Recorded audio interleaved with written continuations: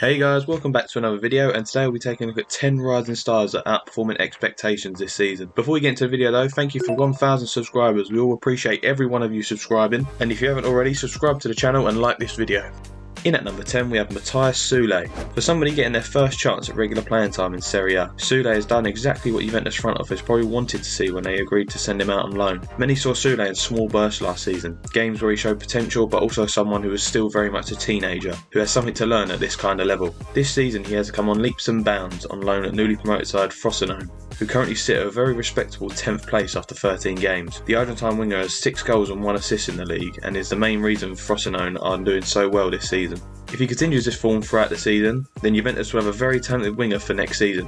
Whether they decide to cash in on him or decide to get him in amongst the starting 11 is up to them. In at number 9 is Savio. Signed from Liga club Troyes, Savio has been by far the most dangerous player in the attacking third this season. The teenager is one of the best talents to come out of Atletico Mineiral's youth academy, touted as one of the best talents in Brazil. He caught the eyes of the City football group who signed him for €6.5 million. Having spent last season on the fringes at PSV, the 19-year-old has been one of the best players in La Liga, returning 4 goals and 4 assists this season. The Girona manager Miguel Munoz has compared Savio to Vinicius Jr. in terms of his dribbling and decision making. According to reports, Pep Guardiola's side are keeping a close eye on Savio's progress with Girona, as they weigh up a possible future move for the starter, who will be a great player to add to an already quality front line. In at number 8 we have Anthony Gordon.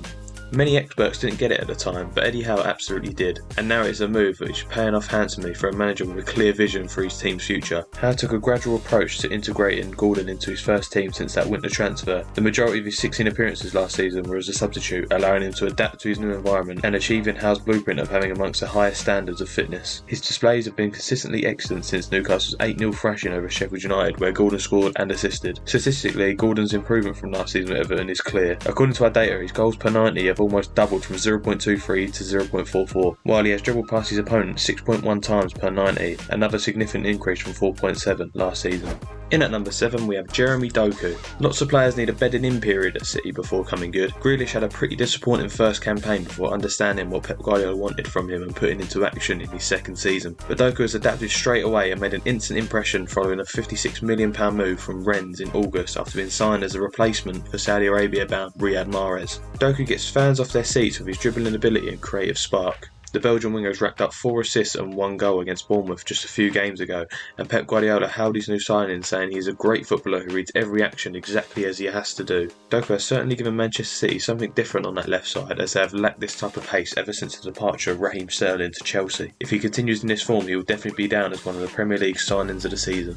In at number 6 we have Victor Boniface. Boniface has made a blistering start to his Bayer Leverkusen career with 9 goal involvements in his first 7 Bundesliga games, added to a Player of the Month and 2 Rookie Awards. Since moving to Leverkusen over the summer, he has become a revelation, scoring a debut goal in the DFB Cup and registering an assist in the Bundesliga before hitting braces in each of his next 2 German top flight outings. That resulted in a first Nigeria cap in a 6-0 win over Sao Tome and Principe. Bayer Leverkusen at the time of recording sit top of the Bundesliga, with Boniface having racked up 11 goals and 6 assists in 17 games. Leverkusen manager Xabi Alonso said, "He's not just a classic striker, not just a bomber, he's complete." Can Leverkusen win the Bundesliga? Let us know in the comments down below.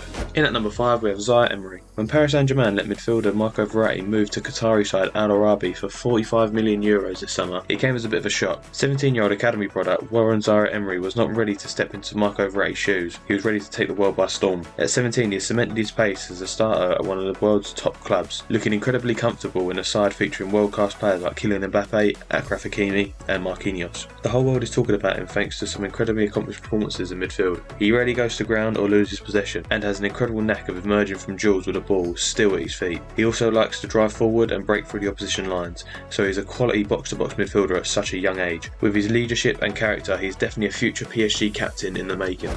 In at number 4 is Jeremy Frimpong. There are few positions more critical to an ambitious side in modern football than fullback. Leading teams want men with pace and guile to gallop down the flanks, while also having the solidity to track back and defend when required. Leverkusen have certainly found a fine modern fullback in Jeremy Frimpong. He has emerged as one of the stars in the unbeaten early season burst of form that has taken Leverkusen to the top of the table. Netherlands international Frimpong arrived in Leverkusen from Celtic in January 2021 and has become increasingly menacing in the close to 3 years he has spent in the Bundesliga. The 22-year-old has 4 goals and 5 assists from right back this season, and if he continues in this vein of form, then Europe's top clubs will definitely be trying to lure him away from Leverkusen. In at number 3 we have Santiago Gimenez. The 22-year-old has already struck 18 times in 16 appearances in all competitions this season and is now being linked with the likes of Real Madrid. Gimenez is tearing up the Eredevise in a manner not seen since Luis Suarez.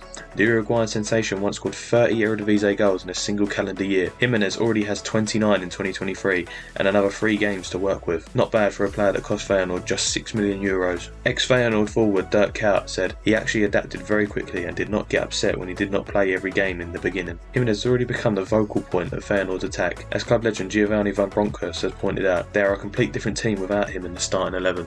In at number 2 is Javi Simmons. RB Leipzig star Javi Simmons has not looked back since leaving French champions Paris Saint-Germain for Dutch giants PSV Eindhoven back in the summer of 2022. Still only 20 and already a senior Netherlands international, RB Leipzig manager Marco Rosa said, "Javi is an extremely important player for us in every aspect of the game. This just shows how adaptable he has become, from moving from Barcelona to PSG at such a young age and then to Leipzig. Many players would have flopped, but Simmons just goes against the grain. There is no doubt he'll be a world beater in the future. Could Javi Simmons be a success at PSG, or should he move away permanently to another European side? Let us know in the comments down below."